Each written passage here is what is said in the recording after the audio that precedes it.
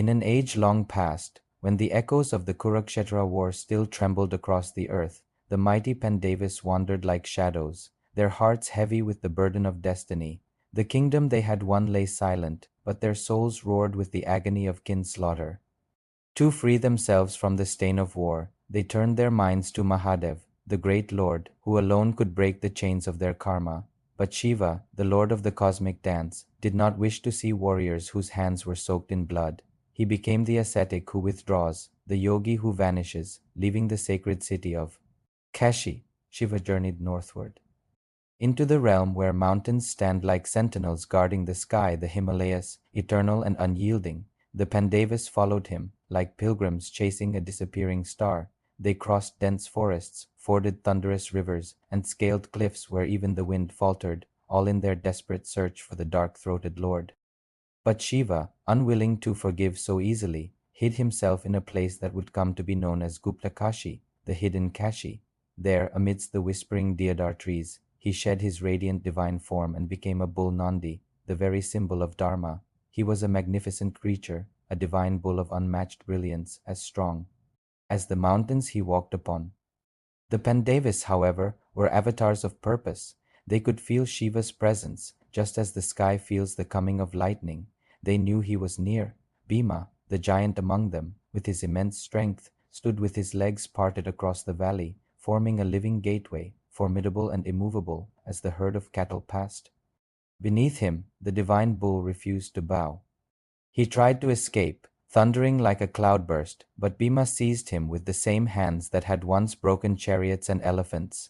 In that very moment, it felt as if earth and heaven held their breath. Then a miracle unfolded. Shiva, in the form of the bull, plunged deep into the earth, entering the hidden pathways of creation.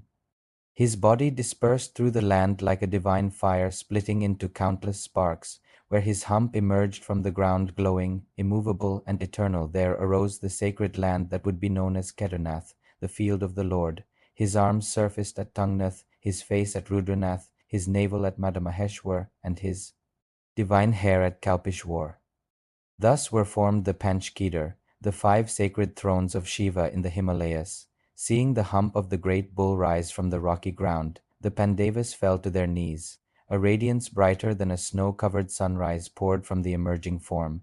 The mountains resonated with a silence so deep it felt like the primordial sound of Om. Shiva finally revealed himself not as a destroyer, but as the compassionate Lord who absolves the worthy. He blessed the Pandavas, freeing them from the curse of kin-slaying, and granted them the wisdom they needed to walk their final path toward liberation. Overwhelmed with gratitude, the Pandavas built a shrine of stone on that sacred ground. The triangular lingam born from the earth itself became the heart of their worship. There they lit the first flame, a flame that would burn through uncounted ages.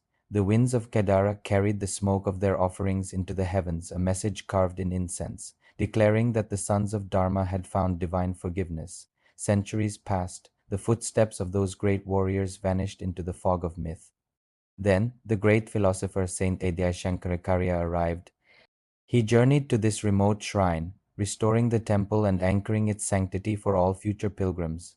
He meditated by the snowy stones until his spirit dissolved into the very mountains, achieving his final liberation right there.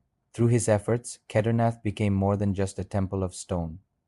It became a gateway of the gods, a place where earth and sky bow to the same invisible presence, and the legend breathes even today. When storms roar and rivers swell, the temple stands unmoved, untouched by time, much like Shiva himself. Every year, pilgrims climb through mist and ice, seeking what the Pandavas once sought: forgiveness, strength, and a touch of eternity.